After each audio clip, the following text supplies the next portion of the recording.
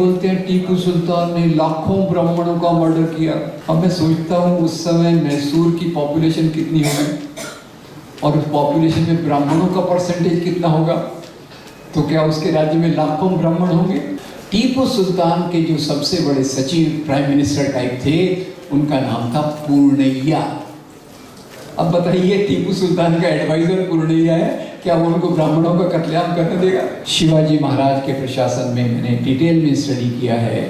12 सेनापति थे जो मुसलमान थे, सिद्दी संभल, इब्राहिम गाजी, दौलत खान वगैरह वगैरह। शिवाजी महाराज के जो सबसे बड़े अधिकारी थे उनका नाम था मौलाना हैदर अली। और अफजल खान जैसे मर रहा था, अफजल खान की तरफ से उसका सेक्रेटरी सचिव आया, तलवार निकाली और महाराज को मारने की कोशिश की।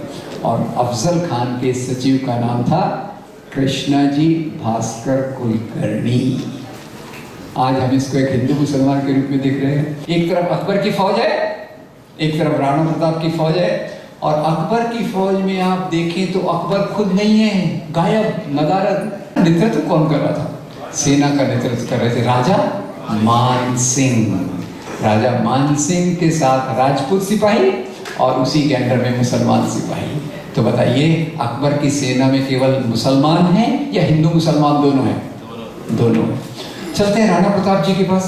राणा प्रताप जी खुद अपने सेना का नेतृत्व कर रहे हैं और उनके घोड़े का नाम चेतक। महाराणा प्रताप खुद अपनी सेना का नेतृत्व कर रहे हैं और उनके दो बड़े सेनापति, एक का नाम है राम सिंह और दूसरे का नाम है हकीम खान सूर। प्लीज नोट, राणा प्रताप की सेना में 3000 सैनिक, उसमें 1000 पठान और 2000 राजपूत। अब मैं आपसे पूछना चाहता हूँ, ये हिंदू मुसलमान की लड़ाई है या दो राजाओं की लड़ाई है?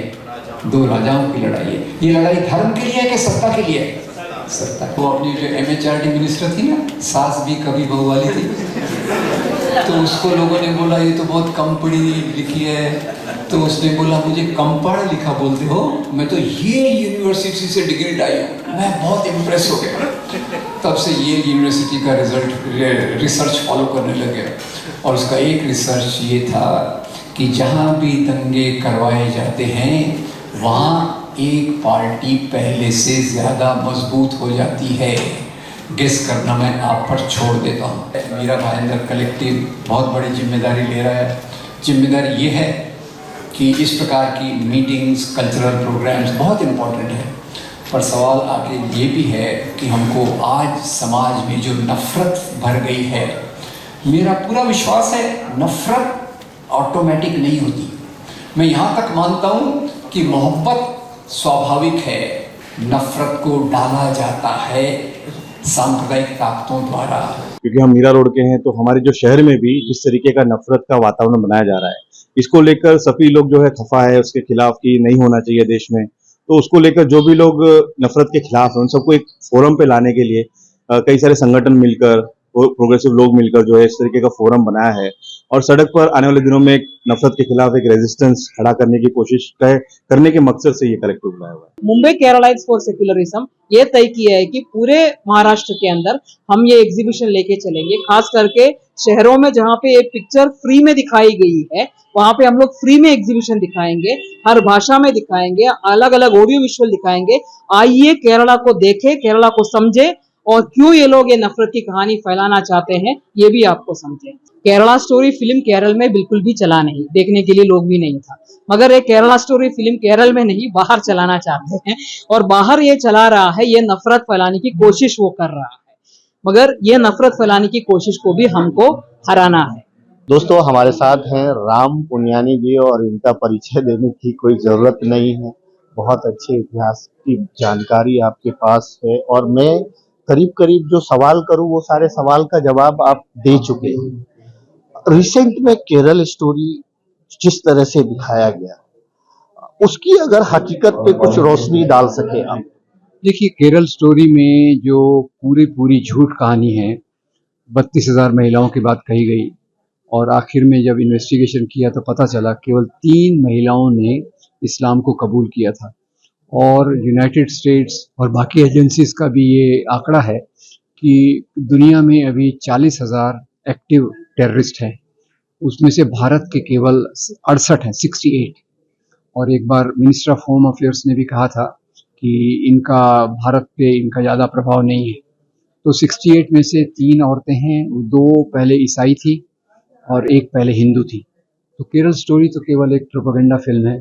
बहुत गंदे तरीके से उन्होंने नफरत पैदा करने की बात की है। इसमें तो केरल को भी बदनाम करने की कोशिश है। केरल भारत का सबसे प्रगतिशील प्रदेश है। और दूसरी तरफ से जो केरल में क्रिश्चियन, हिंदू, मुसलमान तीनों बहुत प्रेम से सदियों से रहते आए हैं, ये उनके खिलाफ भी एक साजिश है। और इसमें मेरा भी एक वीडियो है और मेरे से भी बेहतर ध्रुव राठी का एक वीडियो है। वो पूरी सच्चाई आपको डिटेल में देता है। I saw Dhruv Rathee's video. Sir, आपने बहुत अच्छी बात कही कि इतिहास को जानना चाहिए, इतिहास के बारे में आपने बताया भी, इतिहास को समझाया भी। इतिहास लोग जाने कैसे, जबकि इतिहास को तो धीरे धीरे मिटाया जा रहा है।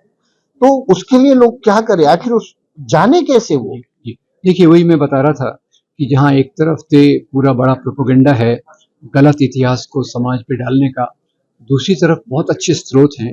जैसे आप देखिए भारत में रोमिला थॉपर, इरफान हबीब, बिपिन चंद्र, और मैंने भी कुछ छोटा मोटा लिखा है इतिहास पे।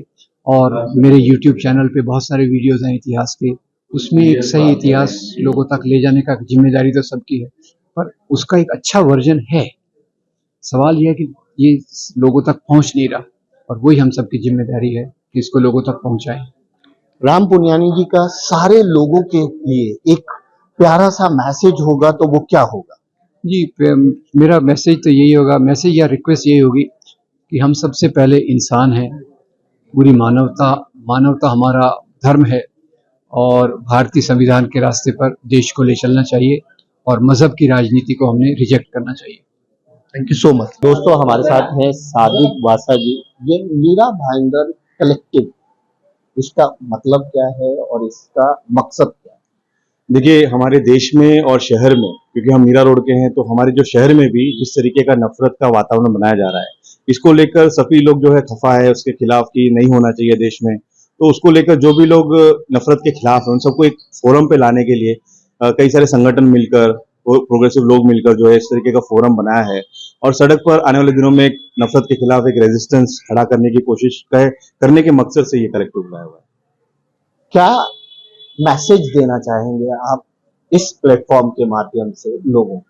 यही मैसेज देना चाह रहे हैं कि जिस तरीके की बातें राजनीति हो रही है, वो इस देश की हकीकत नहीं हो सकती है। ये देश जो है, जिसको अंग्रेजी में एक जो कहावत हम स्लोगन यहाँ पे लिखा हुआ है कि celebration of unity and freedom of faith, यानी कि जो त्योहार हमारे हैं, जो हम सब मनाते हैं, ईद हो, दिवाली हो, होली हो, सब हो, ये सब एक यूनिटी मतलब एकता का प्रतीक था। लेकिन आज वो क्या हो गया, नफरत का प्रतीक बन चुका है। जैसे रामनवमी में आप देखते हैं ना, उसी तरीके तो फ्रीडम फ्रॉम हेट और सेलिब्रेशन ऑफ यूनिटी, ये मैसेज हम आज इससे शुरू कर रहे हैं और आने वाले दिनों में लोगों के बीच में लेकर और मोबिलाइज करने की कोशिश करेंगे। अंदर मैंने कुछ पोस्टर्स देखे, केरला स्टोरीज, अलग अलग कुछ पोस्टर्स है, उसको लगाने का मकसद और मतलब क्या? पोस्टर नहीं है, ये एक एग्जीबिशन है। मुंबई केरलाइट्स फॉर सेक्युलरिज्म करके एक बॉडी है, एक संगठन है। वो संगठन की तरफ से एग्जीबिशन हम लोग यहाँ पे पहले दिन हम लोग लाए हैं एग्जीबिशन इधर। बात ऐसा है कि केरला स्टोरी करके एक पिक्चर निकाला है। अब केरला जैसे हम जानते हैं, जैसे नीति आयोग, सरकार की खुद की नीति आयोग है, उसके तहत जो फिगर्स हमारे सामने, जो आंकड़े हमारे सामने आते हैं, जो चित्र हमारे सामने आते हैं, उसमें यह है कि केरला बेहतरीन जगह है पढ़ाई के लिए, केरला बेहतरीन जगह है हेल्थ के लिए। कोविड आया, पूरा देश हिल गया, मगर केरला हिला नहीं। बाकी राज्यों को ऑक्सीजन देने लायक काबिल बना था केरला। तो उतना ताकत के साथ खड़ा हुआ केरला। सोशल वेलफेयर यानी अपने राज्य के अंदर के सभी लोग खाता है, सभी लोग पीता है, मतलब सभी खाते पीते रहते हैं, अच्छे सेहत में रहते हैं, अच्छे शिक्षा उनको दे रहा है। ये कंफर्म करने वाले, ये पक्का करने वाले एक सरकार, एक जनता, एक सोसाइटी वहां पे जब है, सभी मजहब के लोग बड़े प्यार और मोहब्बत से वहां पे रहता है। कोई भी किसी भी हम खोज कर देखेगा तो भी कोई इस तरीके का रिलीजियस फाइट्स जो है हमको वहां पे दिखता नहीं है। तो ऐसे एक जगह पे के बारे में इस तरह की नफरत की एक कहानी, वो भी इतनी गहरी नफरत की एक कहानी जो है, वो गंदी हम बोले, वो पिक्चर देखेगा तो उतना हमको लगता है, उतना एक कहानी जो है वो आ रहा है। तो ये क्यों आ रहा है, इसकी एक कारण हम स्पष्ट रूप से बता सकता है कि वो ये इधर एक स्लाइड करके हम रखा भी है। तो पहली कारण जो है वो है कि राइट विंग को रेसिस्टेंस देते हुए, यानी इस देश के मजहब की राजनीति करने वालों को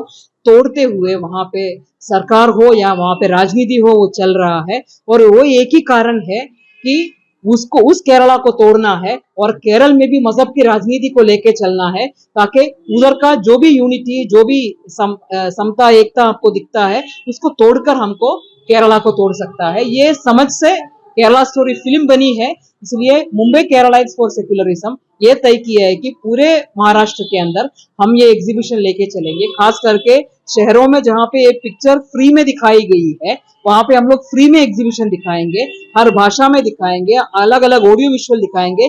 आइए केरला को देखें, केरला को समझे और क्यों ये लोग ये नफरत की कहानी फैलाना चाहते हैं ये भी आपको समझे। केरला स्टेट के ऊपर जो एक स्टोरी बनी कि 32,000 महिलाएं, उनका जो है धर्म परिवर्तन हुआ, रेगिस्तान में पड़ी मिली, ये बेस जो है केरला स्टोरी से। क्या केरला के लोगों में इसका असर दिखा पड़ा, इसके बारे में आपको नॉलेज है? मेरे समझ में नहीं पड़ा है। केरला स्टोरी फिल्म केरल में बिल्कुल भी चला नहीं, देखने के लिए लोग भी नहीं था, मगर ये केरला स्टोरी फिल्म केरल में नहीं बाहर चलाना चाहते हैं और बाहर ये चला रहा है, ये नफरत फैलाने की कोशिश वो कर रहा है, मगर ये नफरत फैलाने की कोशिश को भी हमको हराना है।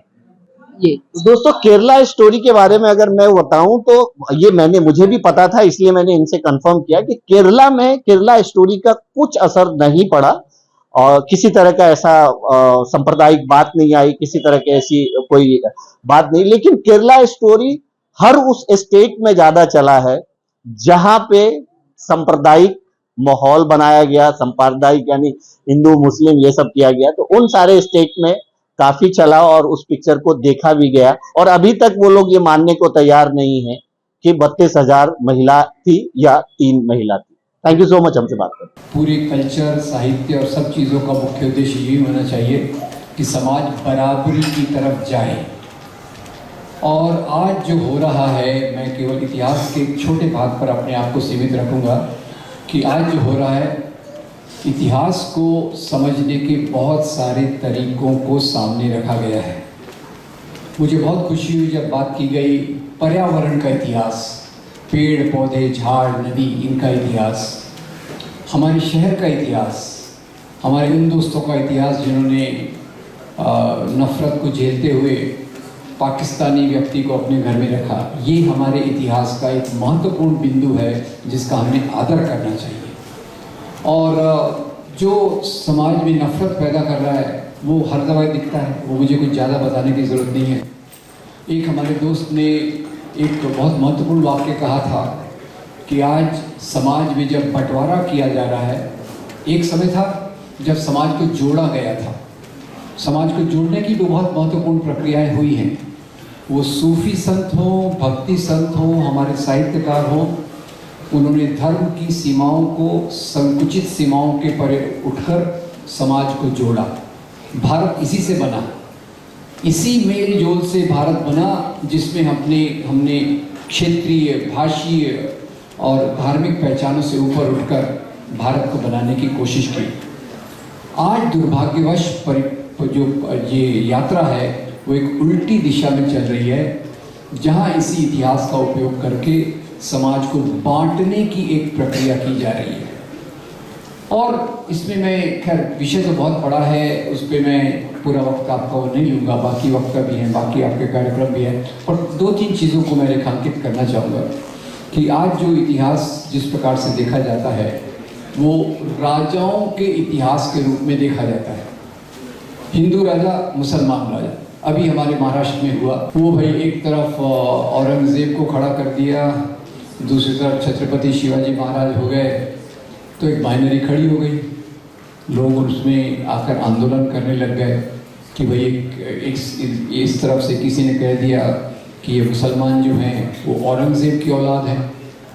अभी औरंगज़ेब की औलाद मैंने पहली बार सुना, मतलब वैसे तो सुना था इसके पहले, जब मेरी यात्रा हुई ये चीज़ों को समझने की, तब मैं सुनता था बाबर की औलाद। अब बाबर की औलाद से चलकर आगे तीसरी पीढ़ी, चौथी पीढ़ी आ गई औरंगज़ेब की औलाद। अब आज मैं एक सवाल पूछना चाहता हूँ, अगर आप थोड़ा सा मेरे हाँ ना में जवाब दीजिए। तो मेरा एक सवाल ये है कि मान लो किसी राजा ने मुसलमान राजा ने इतिहास में हिंदुओं पर बहुत बड़ा अत्याचार किया है? सवाल समझ गए? जवाब आपको देना है। किसी मुसलमान राजा ने हिंदुओं पर बहुत बड़े अत्याचार किए हैं, तो क्या उसका बदला आज के मुसलमानों से लिया जा सकता है? Yes, no? ठीक है, एक तो आपके और मेरे विचार बहुत मिलते हैं। एक बार मैं बहुत फंस गया। कैसा फंस गया? मैंने पूछा क्या हम इतिहास की बातों का बदला आज ले सकते हैं? तो एक दोस्त खड़े हुए, छाती को 4 इंच फुलाया, बोले ले सकते क्या? हम लेंगे। मैं डर गया। मैंने कहा इसका क्या जवाब दूं? तो मेरे दिमाग कभी कभी चल जाता है। तो मैंने उसको पूछा, भैया यार तुम बोल रहे हो इतिहास को बातों का बदला लूंगा, पर मैंने भी एक बात सुनी, आपको बताऊं क्या? बोला बताओ। मैंने कहा मैंने नारीवादी संगठनों को बोलते हुए सुना है कि हम इतिहास की बातों का बदला लेंगे। पहले वो सती प्रथा होता था ना, तो बोले हम अब क्या चालू करेंगे? सता प्रथा। जैसे मैंने बात की उनकी छाती 6 इंच अंदर चली गई।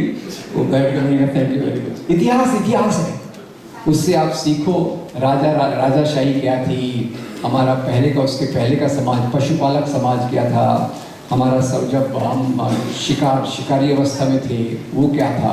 हर एक समाज के सिद्धांत लोगों के मिलने जुलने के बदलते रहे। तो खैर एक कॉन्क्रीट बात से हम चालू करते हैं। अभी जैसे छत्रपति शिवाजी महाराज को एक हिंदुओं के प्रतीक के रूप में खड़ा किया जा रहा है, औरंगजेब को मुसलमानों के प्रतीक के रूप में खड़ा किया जा रहा है, और एक बाइनरी हिंदू मुसलमानों के बीच में पैदा की जा रही है। एक बहुत सरल सी बात आप देखिए। अभी मैं बैठा था तो एक दोस्त ने बहुत अच्छी बात बताई कि कॉमरेड गोविंद पानसरे की किताब है, हिंदी इंग्लिश मराठी बहुत सारी भाषाओं में, शिवाजी कौन थे, तो जरा पढ़िएगा तो उसी में क्लियर हो जाता है। और यही जो बात हुई थी शिवाजी महाराज से मैं चालू करता हूँ कि जैसे उनको हिंदुओं का प्रतीक बताया जाता है, उन्होंने हिंदवी स्वराज की बात की थी, और उसको लेकर आज कई राजनीतिक के लोग बोलते हैं कि जो वो हिंदवी स्वराज की बात करते थे ना, वही हिंदू राष्ट्र है। मुझे उससे भी बहुत तकलीफ हुई, क्योंकि शिवाजी के हिंदवी महाराज की राष्ट्र की जो बात थी उसको आप जरा देख लें। और उनकी लड़ाई हुई क्या उनकी लड़ाइयाँ केवल मुसलमान राजाओं से हुई? जरा सोच के बताइए, या हिंदू राजाओं से भी हुई? तो आपको एक जवाब देता हूँ। उनकी पहली लड़ाई जो हुई थी वो चंद्रराव मौर्य से हुई थी। चंद्रराव मौर्य की संपत्ति को उन्होंने लेकर अपने फौज को खड़ा किया और अपने राज्य का विस्तार करना चालू किया। ठीक है, एक मैं कहानी के रूप में बताता हूँ थोड़ा सा, ताकि इतना बोर ना हो। आपको पता होगा कि अब ये हमारे महाराष्ट्र में कई बार उस सांगली शहर में इसके पहले हुआ था ना, वो अफजल खान शिवाजी महाराज अफजल खान के पेट में छुरा भोग रहे हैं। वो भी गलत था, कुछ और ही था। तो उसी को एक मैं कहानी के रूप में रखता हूँ कि जैसे यहाँ छत्रपति शिवाजी महाराज अपने राज्य का विस्तार कर रहे थे, तो दिल्ली से औरंगजेब और बीजापुर का नरेश इधर से दोनों डिस्टर्ब हो गए कि ये तो हमारा राज है, इसमें ये शिवाजी अपना कैसे राज्य स्थापित कर रहा है। तो इधर बीजापुर के नरेश ने अफजल खान को भेजा कि जाओ तुम ये शिवाजी को टैकल करके आओ। अब अफजल खान आए, एक तंबू पे बैठे और शिवाजी को संदेश भेजा कि भाई देखिए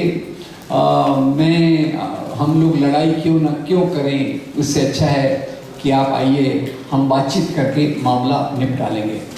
अब महाराज ने सोचा होगा कि हम बातचीत करने से प्रॉब्लम सॉल्व होता तो उससे अच्छी बात ही क्या, हम तो बोले बहादुर थे।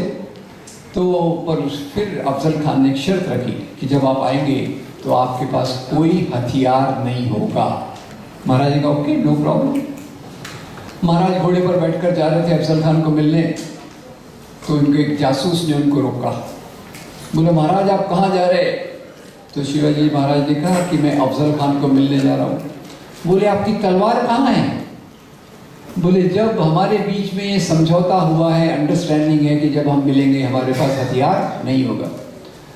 तो उस जासूस बॉडीगार्ड ने महाराज को कहा महाराज आप नीचे उतरिए। और फिर ये कहानी के रूप में बताता हूँ, क्योंकि असगर वजाहत साहब मेरे बाजू में बैठे थे तो उनका प्रभाव मेरे पे भी थोड़ा आ गया है, कहानी बनाने गया। तो बोले ठीक है महाराज ये बताइए कि आपकी हाइट क्या है? तो महाराज ने कहा होगा मेरी हाइट होगी 5 फुट 6 इंच। बोले अफजल खान की हाइट क्या है? आप गेस कर सकते हैं अफजल खान की हाइट 6 फुट से ज्यादा या 6 फुट से कम? ज्यादा। फिर बोले आपका बॉडी साइज क्या है? बॉडी साइज समझने तो मेरा बॉडी साइज जरा देख लीजिए आप, ठीक है? तब उसको और समझने का और भी एक अच्छा तरीका है, वो रेडीमेड शर्ट आते हैं। जैसे शिवाजी महाराज को रेडीमेड शर्ट गिफ्ट करना हो तो कौन से साइज का करेंगे आप? मीडियम, लार्ज दे दिया, चलिए मीडियम। शिवाजी महाराज को लार्ज दे दिया। और अफजल खान को भी गलती से गिफ्ट करना है तो कौन से साइज का शर्ट देंगे? XXX से भी बड़ा मिल गया तो ले लीजिएगा, ठीक है? तो बोले महाराज वो बॉडी में आपसे बड़ा, हाइट में आपसे बड़ा, वो तो बिना हथियार के भी आपका गला घोंट के आपका मर्डर कर सकता है। बोले मत बनिए, ये गुप्त हथियार साथ में लेकर जाइए। क्या कहते हैं अपन इसको? वागना। और उस जासूस का नाम था रुस्तमे जमान। शिवाजी महाराज के प्रशासन में मैंने डिटेल में स्टडी किया है। 12 सेनापति थे जो मुसलमान थे, सिद्दी संबल, इब्राहिम गाजी, दौलत खान वगैरह वगैरह। शिवाजी महाराज के जो सबसे बड़े अधिकारी थे उनका नाम था मौलाना हैदर अली। है महाराज ने वो वागनक ले लिया, अंगूठियों के नीचे पहना लिया, छुपा लिया, गए अफजल खान के तंबू पर। अफजल खान ने एकदम उन पे अटैक किया, गला पकड़ लिया।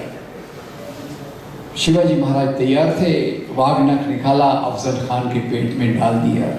अफजल खान चित, और अफजल खान जैसे मर रहा था, अफजल खान की तरफ से उसका सेक्रेटरी सचिव आया, तलवार निकाली और महाराज को मारने की कोशिश की। और अफजल खान के सचिव का नाम था कृष्णाजी भास्कर कुलकर्णी। आज हम इसको एक हिंदू मुसलमान के रूप में देख रहे हैं। प्रशासन में अब टीपू सुल्तान भी आ गया। टीपू सुल्तान बड़ा मुद्दा हो गया है कि टीपू सुल्तान ने इतने ब्राह्मणों का कत्लेआम कराया, धर्मांतरण कराया। अब विषय तो बहुत सारे, मैं उसमें नहीं जाना चाहता हूँ। क्या राजा लोग धर्मांतरण का काम करते थे? याद रखिए, किसी राजा ने धर्मांतरण का कोई काम नहीं किया, एक अपवाद को छोड़कर। और मैं चाहूँगा आप वो अपवाद मुझे बताएंगे। भारत का एक राजा हुआ जिसने अपने पहले धर्म का परिवर्तन किया और उस धर्म का प्रचार करने के लिए अपने दूतों को दुनिया भर में भेजा। नाम बताइए। सम्राट। उसने ये धर्म प्यार से फैलाया है, तलवार से फैलाया? अभी बोलते हैं टीपू सुल्तान ने लाखों ब्राह्मणों का मर्डर किया। अब थोड़ा बहुत साइंस का भी विद्यार्थी रहा हूँ, मतलब जो भी मेरा है बैकग्राउंड। अब मैं सोचता हूँ उस समय मैसूर की पॉपुलेशन कितनी होगी और उस पॉपुलेशन में ब्राह्मणों का परसेंटेज कितना होगा, तो क्या उसके राज्य में लाखों ब्राह्मण होंगे? वैसे ही ब्राह्मण मुट्ठी भर होते हैं, 2%। और कितने ब्राह्मणों में ये भी सोचिए। इसके बहुत सारे ऐसे सवाल हैं जो अगर हम लॉजिकली लेना तो उसको वहीं खत्म कर सकते हैं। तो खैर, टीपू सुल्तान के जो सबसे बड़े सचिव, प्राइम मिनिस्टर टाइप थे, उनका नाम था पूर्णैया। अब बताइए, टीपू सुल्तान का एडवाइजर पूर्णैया है, क्या वो उनको ब्राह्मणों का कत्लेआम करने देगा? टीपू सुल्तान कांची काम कोटि पीठम के शंकराचार्य को पत्र लिखते हैं और उसमें उनको संबोधित करते हैं, जगत गुरु मुझे आशीर्वाद दीजिए ताकि मैं अपने राज्य को अच्छे से चला सकूं। तो खैर, ये टीपू सुल्तान का भी डेमोनाइजेशन करना एक राजनीतिक जरूरत हो। तो खैर, शिवाजी महाराज की ये जो घटना बताई, उसी के साथ साथ एक और घटना बता दूँ। अब आज सवाल का जवाब आपको थोड़ा देते जाना चाहिए। बताइए, मैं अगर आपसे पूछूं कि भारत में होने वाले राजाओं में सबसे खराब, खतरनाक, खूंखार, हिंदू विरोधी राजा किसको कहा जाता है, तो क्या जवाब होगा आपका? औरंगजेब। चलिए, एक मजे की बात बता दूं। पाकिस्तान की बात आई तो एक और दिमाग में आ गई। एक बार मुझे पाकिस्तान जाने का मौका मिला, डरिए मत, सुरक्षित वापस आ गया, थोड़ा वजन भी बढ़ गया था। खैर, पाकिस्तान में सवाल को मैं उल्टा करके पूछता था, बताइए इस क्षेत्र में होने वाला सबसे अच्छा, सबसे महान, सबसे धार्मिक राजा कौन था? क्या जवाब मिला? औरंगजेब। एक ही राजा, दो प्रकार के जवाब। खैर, अब इस औरंगजेब को ये जो शिवाजी महाराज के साथ उनकी मुठभेड़ हुई, कहते हैं कि औरंगजेब वेरी बैड, इसने ये किया, वो किया। अभी तो मंदिर के बारे में बात करते हैं, धर्मांतरण के भी बारे में बात करते हैं, पर केवल एक ही घटना, क्योंकि बहुत लंबी बात है, मैं लंबा नहीं ले जाऊंगा, केवल एक ही बात आपको बताना चाहूँगा। औरंगजेब की तरफ से शिवाजी के साथ लड़ने जो आए थे, औरंगजेब की तरफ से शिवाजी महाराज के साथ जो लड़ने आए थे, उनका नाम था राजा जय सिंह। एक तरफ शिवाजी महाराज, एक तरफ राजा जय सिंह। और इसको हम एक हिंदू मुसलमान की लड़ाई के रूप में देख रहे हैं। ऐसी घटनाओं को, अंतिम एक घटना बताना बहुत ज़रूरी है, और वो घटना है कि जो अभी आपको पता होगा राजस्थान में पहले वो दूसरी वाली सरकार थी, वो कमल का फूल जो बनाता है आपको जो भी कुछ चाहिए, तो वहाँ शिक्षा मंत्री एक थे। शिक्षा मंत्री ने किताबों में देखा भाई हल्दी घाटी की लड़ाई में अकबर जीत गए, राणा प्रताप हार गए। ये कैसे हो सकता है भाई, एक मुसलमान राजा जीत रहा है, हिंदू राजा जी हार रहा है। किताब को बदल दिया, क्या कर दिया, हल्दी घाटी की लड़ाई में अकबर हार गए, राणा प्रताप जीत गए, और जीत की खुशी में जाकर जंगल में घास की रोटियां खाने लगे। ये मैं ऐड कर रहा हूँ, उनकी किताब में नहीं था। अब खैर, अब मैं कभी उनसे मुलाकात हुई, मुलाकात तो ऐसे बड़े लोगों से नहीं होती, पर कभी मुलाकात हुई तो मैं उनको हाथ जोड़ के बोलूँगा, भैया जिसको जिताना है जिता दो, जिसको हराना है हरा दो, मेरा कुछ नहीं जाता, पर इसको मेहरबानी करके हिंदू मुसलमान की लड़ाई मत बताओ। चलते हैं हल्दी घाटी के मैदान में, एक तरफ अकबर की फौज है, एक तरफ राणा प्रताप की फौज है, और अकबर की फौज में आप देखें तो अकबर खुद नहीं है, गायब, नदारद। राजाओं को कोई छुट्टी लेने की थोड़ी जरूरत पड़ती थी हमारे जैसे प्रोफेसरों की, नहीं आए। नेतृत्व कौन कर रहा था, सेना का नेतृत्व कर रहे थे राजा मान सिंह। राजा मान सिंह के साथ राजपूत सिपाही और उसी के अंडर में मुसलमान सिपाही। तो बताइए अकबर की सेना में केवल मुसलमान हैं या हिंदू मुसलमान दोनों हैं? दोनों। चलते हैं राणा प्रताप जी के पास। राणा प्रताप जी खुद अपने सेना का नेतृत्व कर रहे हैं, और उनके घोड़े का नाम चेतक, याद होगा, उसके नाम पे वो लैम्ब्रेटा भी निकला था जो उनमें से कईयों ने चलाया होगा। ठीक है, महाराणा प्रताप खुद अपनी सेना का नेतृत्व कर रहे हैं, और उनके दो बड़े सेनापति, एक का नाम है राम सिंह और दूसरे का नाम है हकीम खान सूर। प्लीज नोट, राणा प्रताप की सेना में 3000 सैनिक, उसमें 1000 पठान और 2000 राजपूत। अब मैं आपसे पूछना चाहता हूँ, ये हिंदू मुसलमान की लड़ाई है या दो राजाओं की लड़ाई है? दो राजाओं की लड़ाई है। ये लड़ाई धर्म के लिए है कि सत्ता के लिए है? सत्ता।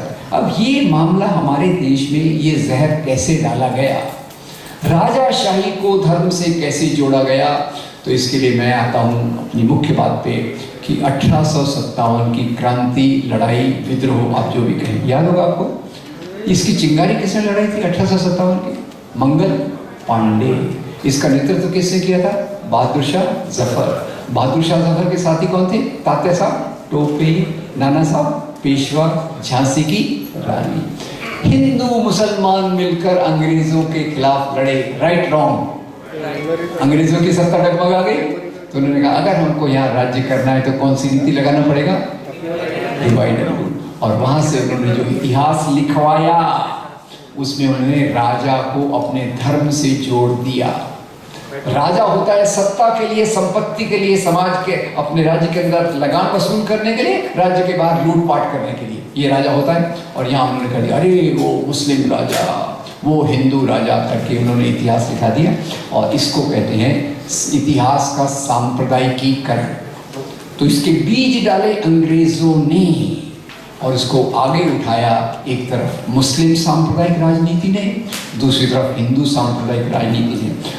पर याद रखिए, एक इतिहास का तीसरा पहलू, तीसरा तरीका भी था, जो भारत के दो महान नेताओं, पता नहीं खुद तो पूरे इतिहासकार नहीं थे, एक ने तो भारत के आजादी के आंदोलन का नेतृत्व किया। कौन थे वो?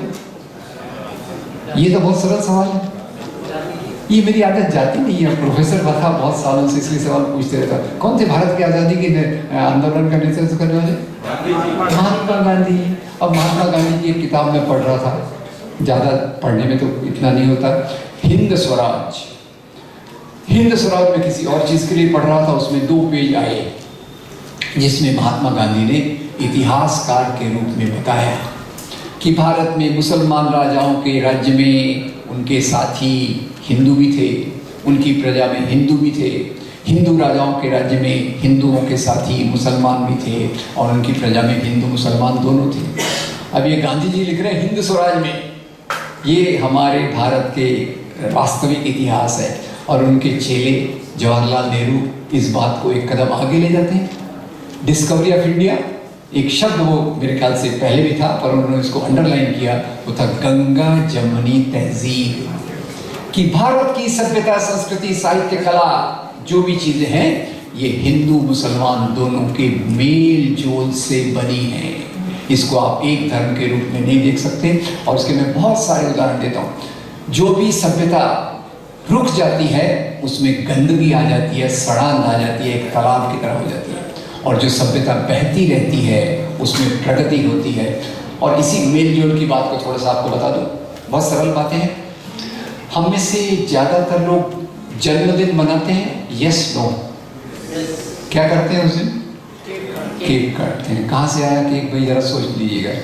ठीक है, अब परसों मैं अपने खुद के एंटरटेनमेंट के लिए एक फिल्म देख रहा था, बैजू बावरा। अब मेरी अपनी जनरेशन की बात कर रहा हूँ, एंटरटेनमेंट की ज़रूरत होती है, बहुत मज़ा आ रहा था। फिर उसमें एक गीत आया, मन तड़पत हरि दर्शन को आज, मन तड़पत हरि दर्शन को आज। देखा क्रेडिट्स में लिखने वाले का नाम शकील बदायूनी, गाने वाले का नाम मोहम्मद रफ़ी और संगीत देने वाले का नाम नौशाद अली। ये है मेरा इंडिया जिसको आज हम एक अलग दिशा में ले गए। अब ये तो बहुत सारा इसको विस्तार में किया जा सकता है, पर इतिहास को देखने के बहुत सारे नज़रिए हो सकते हैं। मेरे दोस्तों ने बहुत अच्छे से बताया। और जैसे इतिहास में क्या राजा लोगों ने समाज को बनाया या राजा लोगों ने समाज को लूटा? सोचिएगा। मैं आपसे पूछना चाहता हूँ कि समाज में अन्न का उत्पादन कौन करता था? किसान। घर का काम और खेत का काम कौन करता था? औरतें। जंगलों को कौन संभालते थे? आदिवासी। दस्तकार काम थे। क्या उनका इतिहास नहीं है? क्या हमारा इतिहास में स्त्रियों को, आदिवासियों को, मजदूरों को, किसानों को इनकी जगह नहीं होना चाहिए? अब तो इतिहास यही हो गया कि भाई अब ये है तो उसको बदलो और दूसरे प्रकार से ले जाओ। तो मित्रों, इतिहास से इसके एक और मैं आपको, क्योंकि आजकल राजाशाही का बहुत गुणगान होता है, या तो शिवाजी महाराज को नमस्कार करो या औरंगजेब का वो अपने व्हाट्सएप पे लगाओ और झगड़े करवाओ। पर मैं एक आपसे सरल सवाल पूछता हूँ, बहुत एलिमेंट्री सवाल है, उसके लिए माफ़ कीजिएगा, कि हम जो राजाओं का इतना गुणगान करते हैं, क्या हमको राजाशाही चाहिए या लोकशाही चाहिए? लोकशाही चाहिए। ठीक है, कुछ कुछ अच्छे राजाओं की अच्छी बातों को ले लिया तो मुझे कोई एतराज़ नहीं है। अशोका के शिलालेख एक्सीलेंट, एक राजा राज्य कैसा चलना चाहिए, पर उसको तो हम किताबों से निकाल रहे हैं। अशोक के जो शिलालेख थे, जो इतने प्यारे प्यारे उन्होंने बातें समाज के बारे में कही थी, उसको हम निकाल रहे हैं। और ऐसे हमारी भक्ति परंपरा, सूफी परंपरा, इन सब चीज़ों में आजकल मेरी पत्नी को बहुत शौक हो गया है इसका, कबीर के दोहे सुनने का। तो वो शीला वीरमानी एक है, बहुत अच्छा है। आप इसमें मैं बता भी रहा हूँ इसके साथ साथ कि इन चीज़ों का प्रचार भी होना चाहिए। तो वो एक दोहा बहुत अच्छे से बता रही थी, पोथी पढ़ पढ़ जगमुआ, पंडित भयान कोय, ढाई आखर प्रेम के, पढ़े सो पंडित होए। धर्म को आज बहुत बड़े बड़े विद्वान, बहुत बड़े बड़े, खैर राजनीतिक लोग तो हर जगह करते ही हैं, बहुत बड़े बड़े विद्वान अपनी परिभाषा दे रहे हैं, पर धर्म जो आखिर में है वो सबसे बड़ा धर्म है इंसानियत, जो हमको इंसान को समाज से, लोगों से प्रेम करना सिखाता है। संतों ने धर्म के नैतिक मूल्यों के आधार पर समाज को जोड़ा। और सांप्रदायिक राजनीति जो भारत में उपजी, एक तरफ मुस्लिम सांप्रदायिक राजनीति, एक तरफ हिंदू सांप्रदायिक राजनीति, इनका जरा स्रोत भी समझ लीजिए। ज़्यादा क्योंकि वक्त नहीं है तो मैं इसमें सारांश में इतना बता दूं कि अंग्रेज़ों ने जो डिवाइड एंड रूल की नींव डाली, उसको आज़ादी के आंदोलन ने स्वीकार नहीं किया। इसलिए आप देखेंगे आज़ादी के आंदोलन में जहाँ एक तरफ महात्मा गांधी हैं, सरदार पटेल हैं, सुभाष चंद्र बोस हैं, भगत सिंह हैं, दूसरी तरफ अगर आप देखेंगे तो मौलाना अबुल कलाम आज़ाद भी हैं, अशफाकुल्ला भी हैं, खान अब्दुल गफ्फार खान भी है, और एक अल्लाह बख्श को शायद ज़्यादा आपने नहीं सुना होगा। अल्लाह बख्श कौन थे? अल्लाह बख्श वो पहले सिंध प्रोविंस के प्रीमियर थे, और जब 1940 में मोहम्मद अली जिन्ना ने बहुत सारे कारणों से डिवाइड एंड रूल की नीति के चलते पाकिस्तान की मांग रखी, तो अल्लाह बख्श ने दिल्ली में मुस्लिम नेशनल कॉन्फ्रेंस बुलाई। ख्याल कीजिएगा, बहुत महत्वपूर्ण है, और उसमें बहुत सारे प्रस्ताव पास किए गए। उसमें एक प्रस्ताव ये पास किया गया कि हम मुसलमान पाकिस्तान की मांग का विरोध करते हैं, क्योंकि पाकिस्तान की मांग हम आम लोगों के हितों के खिलाफ है। आज जो प्रोपेगेंडा इतिहास का ऐसा, अब ये इतिहास को अच्छे तरीके से भी देख सकते हैं कि इतिहास हिंदू मुसलमान के आधार पर नहीं चला। पर हाँ, एक तरफ राष्ट्रीय आंदोलन, महात्मा गांधी और मौलाना आज़ाद, एनी बेसेंट, सरदार बलदेव सिंह, दूसरी तरफ क्रांतिकारी भगत सिंह, चंद्रशेखर आज़ाद, अशफाकुल्लाह, तीसरी तरफ अंबेडकर और उनके साथी जिन्होंने सामाजिक समता की बात की। इन्होंने कभी भी धर्म के नाम की राजनीति का इस्तेमाल नहीं किया। Please note it. इनके संगठन का नाम देखिए, भगत सिंह, क्या नाम संगठन का? Hindustan socialist Republican association. अब बाबा साहब अंबेडकर, क्या नाम है? Republican party of India. और मौलाना आज़ाद, महात्मा गांधी, क्या नाम है संगठन का? भारतीय राष्ट्रीय कांग्रेस। अब इधर आते हैं जो संगठन बने धर्म के नाम पर, इनकी शुरुआत की थी केवल राजाओं और नवाबों के बीच में से। बाद में कुछ अपर कास्ट के लोग, दूसरे लोग उसके साथ जुड़ गए और उन्होंने एक तरफ मुस्लिम लीग बनी, दूसरी तरफ हिंदू महासभा बनी। हिंदू महासभा के हिंदू राष्ट्र को लेकर आरएसएस बना, हिंदू राष्ट्र चाहता है। इन लोगों ने इस प्रकार के इतिहास का इस्तेमाल किया और उसकी परिणति मैं बताता हूँ। जो आज भारत में इतिहास जिस तरफ ले जाया जा रहा है सांप्रदायिक ताकतों द्वारा, उसकी परिणति हमको पाकिस्तान में देखने को मिलती है। कई बार ऐसे उदाहरण लेने जब पड़ते हैं कि भाई इधर मत जाओ, इधर खतरा है, तो उसके लिए मुझे पाकिस्तान सबसे बेस्ट दिखता है। उधर मत जाओ, उधर खतरा है। वहाँ इसी धर्म के नाम की राजनीति चली, हिंदुओं के खिलाफ नफरत, क्रिश्चियंस के खिलाफ नफरत, फिर वहाँ से नफरत से पेट नहीं भरा तो शिया और कादियानी, इनके खिलाफ नफरत। और देश किस तरफ जा रहा है आप देखिए, देश गर्त में डूब रहा है। और यही काम हम भी कर रहे हैं कि भाई, और उसके लिए मुझे एक फहमीदा रियाज, वही नाम है, मैं नाम में शायद गलत कर रहा हूँ, एक फहमीदा नाम की पाकिस्तान की बहुत अच्छी पोइट थी, फहमीदा रियाज। वो 92 में बाबरी मस्जिद गिराई गई तो उन्होंने एक बहुत प्यारी नज़्म लिखी। मेरे को तो ज़्यादा गाना वगैरह आता नहीं है। अरे भाई तुम भी हम जैसे निकले। वो पाकिस्तान की पोएटेस जो ये है, सेकुलर है, जो लोकतंत्र में मानती गए थे, अरे तुम भी हम जैसे निकले। पाकिस्तान में तो बर्बादी चल रही थी धर्म के नाम की, तुम भी उसी रास्ते पर आ रहे हो। स्वागत है आपका इस रास्ते में, इस डिस्ट्रक्शन के, बर्बादी के रास्ते पर आपका स्वागत है। तो मित्रों, मैं इतना कहना चाहूँगा कि इतिहास में आज ज़रूरत इस बात की है कि हम किसानों का इतिहास, मजदूरों का इतिहास, औरतों का इतिहास, आदिवासियों का इतिहास, प्रकृति का इतिहास, ये सब चीज़ों को हम देखें।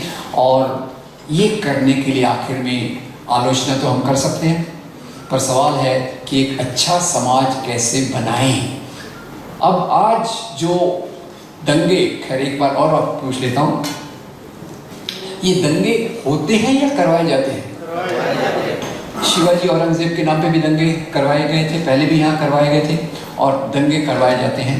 दंगे कौन करवाता है इसका मैं आपको हिंट दे देता हूँ। और इसका हिंट देने के लिए मैं एक, आपने वो येल यूनिवर्सिटी का नाम सुना है क्या?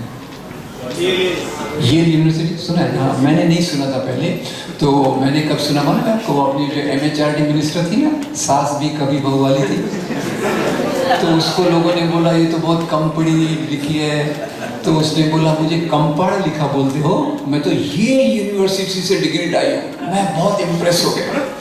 तब से ये यूनिवर्सिटी का रिसर्च फॉलो करने लगे और उसका एक रिसर्च ये था कि जहाँ भी दंगे करवाए जाते हैं वहाँ एक पार्टी पहले से ज़्यादा मजबूत हो जाती है। गेस करना मैं आप पर छोड़ देता हूँ। और ये बात एक सरल है। शर्लॉक होम्स का आपको पता होगा, वो जासूस जो थे, उनको डॉक्टर वाटसन पूछते हैं, अरे आपको ये मर्डरर का पता कैसे चलता है? तो शर्लॉक होम्स कहते हैं, मैं जाके देखता हूँ भैया, ये मर्डर से सबसे ज़्यादा फायदा किसको होगा, उसी ने किया होगा। दंगों से सबसे ज़्यादा फायदा किसको होगा, उसको जरूर देखिएगा। और इसके लिए सवाल ये है, मीरा भाईंदर कलेक्टिव बहुत बड़ी जिम्मेदारी ले रहा है। जिम्मेदारी ये है कि इस प्रकार की मीटिंग्स, कल्चरल प्रोग्राम्स बहुत इम्पोर्टेंट है। पर सवाल आगे ये भी है कि हमको आज समाज में जो नफरत भर गई है, मेरा पूरा विश्वास है नफरत ऑटोमेटिक नहीं होती। मैं यहाँ तक मानता हूँ कि मोहब्बत स्वाभाविक है, नफरत को डाला जाता है सांप्रदायिक ताकतों द्वारा। और ये जो नफरत डाली गई है भारत में, जैसे पाकिस्तान में डाली गई थी हिंदुओं के खिलाफ, क्रिश्चियंस के खिलाफ, ये यहाँ मुसलमानों के खिलाफ और क्रिश्चियंस के खिलाफ नफरत डाली गई है। तो सबसे नीचे है ये क्या, नफरत के कारण। 4 बीवियां 20 बच्चे, मेरा टॉपिक नहीं है, उस पर मैं नहीं जाऊँगा, पर कभी सेक्स रेशियो सोच लीजिएगा। भारत में सेक्स रेशियो 940 के आसपास होता है। और कितने आपने मुसलमान देखे होंगे कि जिनकी 4 बीवियां हैं, कितने हिंदू देखे होंगे जिनकी 1 से ज़्यादा बीवियां हैं, वो उस पर नहीं जाता। और आजकल तो इस पर बहुत कुछ चल रहा है। तो एक मिथक, मिसकंसेप्शंस समाज में फैलाए जाते हैं और उसको फैलाने वाली बहुत बड़ी मशीनरी है। मेरा विश्वास कीजिए, मैं उस पर केवल हिंट कर सकता हूँ। एक बहुत बड़ी मशीनरी है, जगह जगह शाखाएं चलती हैं, स्कूल चलते हैं, सोशल मीडिया है, व्हाट्सएप है, आईटी सेल है, और अभी तो पूरा का पूरा मीडिया उनकी गोद में बैठा हुआ है। तो इसका अगर हमको मुकाबला करना है तो क्या किया जाए? पहले तो मैं बताता हूँ कि अगर समाज में कुछ करना है तो हमारे खुद के आइडियाज़ क्लियर होना चाहिए। गौतम बुद्ध कहते हैं अत्त दीपो भव, खुद का दीपक खुद बनो। तो पहले हमारी विचार क्लियर होना चाहिए, और उसके लिए ये जो आज नफरत फैलाई गई है उसका मुकाबला करने के लिए एक बहुत अच्छी बात हमारे देश में हुई है कि हमारे साहित्यकारों ने, बहुत सारे इतिहासकारों ने, बहुत सारे फिल्म मेकर्स ने और बहुत सारे यूट्यूबर्स ने बहुत अच्छा मटेरियल पैदा किया है।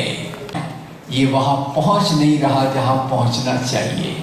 उसी में मैं आपको कुछ बताता हूँ। मुझे लगता है कि हमें आज ज़रूरत है। पहले तो हमारे यहाँ नुक्कड़ नाटक का कल्चर था, अभी ज़रूरत इस बात की है कि उसी तर्ज पर हम कम्युनिटीज़ में सेंटर खोलें, बनाएं, और उन सेंटर्स में कुछ वीडियोस, कुछ गीत ये चलाए जाएं। और मैं आपके संयोजकों को एक लिस्ट भेज दूंगा। मैंने वो लिस्ट तैयार की है कि वो कौन से वीडियोस हैं जो देश में प्यार का संदेश दें, मेलजोल का संदेश दें। और उसमें बहुत सारी सीरीज़ भी हैं, 2-4 नाम भी ले लूँगा। आजकल कुछ नौजवान, मुझे बहुत अच्छा लगता है, 2-3 नौजवान वीडियोस में बहुत अच्छे वीडियोस बना रहे हैं। एक का नाम है अशोक कुमार पांडे, आधुनिक इतिहास पर एक्सेल। एक दूसरे हैं जो मीडिएवल इंडिया पे उन्होंने बहुत अच्छा काम किया है, रोहित उपाध्याय। अभी उनका मैं देख रहा हूँ वीडियो, 5-5, 6-6 मिनट के रहते हैं, बहुत अच्छे वीडियोज रहते हैं। एक फिर है जगह भारत नाम का एक ग्रुप बना था, उन्होंने भी इसमें बहुत अच्छा काम किया है। तो सवाल यह है दोस्तों कि इतिहास को हम एक नज़रिए से देखें, और वो नज़रिया है वैज्ञानिक नज़रिया, कि राजा लोग राज्य क्यों करते थे। ये बात दिमाग में रखिए, राजा लोग राज्य क्यों करते थे? धर्म के लिए या सत्ता संपत्ति के लिए? अगर इतिहास में हम इस मानदंड को लगाएंगे तो निश्चित रूप से हम उन सही बातों तक जा सकेंगे जिससे समाज में नफरत दूर करें। नफरत दूर करना आज बहुत एक्टिव काम है, क्योंकि मैं मानता हूं कि नफरत अगर है तो दंगे करवाए जा सकते हैं। दंगे अगर करवाए जाएंगे तो पोलराइजेशन हो सकता है, और फिर वो जगह जगह, अभी तो वो एक एंकर है ना जिसने वो ब्लैक वाइट कुछ तो भी करता रहता है, 40-50 प्रकार की जिहाद बताई, 40-50 प्रकार की जिहाद बताई। और उसमें एक मुद्दा और मैं थोड़ा सा एक अलग अंदाज में मैं कह देता हूँ, एक और मुद्दा भी यहाँ शायद मीरा रोड में एक बार पर्यूषण के समय नॉन वेजिटेरियन खाना बंद कर दिया गया था, और फिर वो भी है ना गौ हमारी माता है, वो भी आ गया। ठीक है, चलिए उस पर भी। और गौ हमारी माता है के नाम पर आज उत्तर भारत में बहुत सारे लावारा पशु घूमते रहते हैं, और उसके नाम पर लिंचिंग नाम की प्रक्रिया भारत में पहली बार आई, मजबूती से आई। इस लिंचिंग में 90 मुसलमान, 10 दलित मारे गए 6 सालों में। और इसका मैं थोड़ा फिर अध्ययन करने लग गया, ये भाई क्या मामला है, क्योंकि तो स्वामी विवेकानंद की अभी एक नई किताब आई है, उन पर एक नई किताब आई है, philosopher of freedom. Swami ji उसमें उनकी एक किताब थी, lectures from Almora to Chicago, शिया उल्टा नाम है सब कुछ तो है। उसमें बताते हैं कि वैदिक काल में बीफ खाया जाता था, नॉट मीट। स्वामी विवेकानंद जी की बात करें। फिर ये बीफ के नाम पर इतनी जो राजनीति चली, उस पर इतिहास को जो भ्रमित किया गया वगैरह वगैरह, उसमें बहुत कुछ और भी है जिस पे मैं नहीं जाऊंगा कि कैसे बौद्ध धर्म का सफाया करने की प्रक्रिया और फिर से उस प्रकार के मूल्य लाने की प्रक्रिया, उसमें कैसे गाय को एक पवित्र ये दर्जा दिया गया। पर ये एक पूरी हिपोक्रेसी है, इसमें कोई सच्चाई नहीं है। नॉर्थ ईस्ट में खाओ, ये तुम्हारे कल्चर का भाग है। केरल में अरे मुझे चुन के दोगे, मैं बीजेपी का एमपी बनने वाला हूँ तो मैं आपको अच्छा बीफ प्रोवाइड करूँगा। गोवा में नो प्रॉब्लम, उत्तर भारत में प्रॉब्लम ही प्रॉब्लम।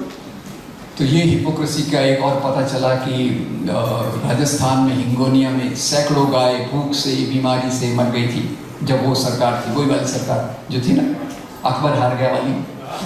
तो फिर वो मैं थोड़ा परेशान हो गया, तो फॉर्चुनेटली मेरे को इसका जवाब मिल गया।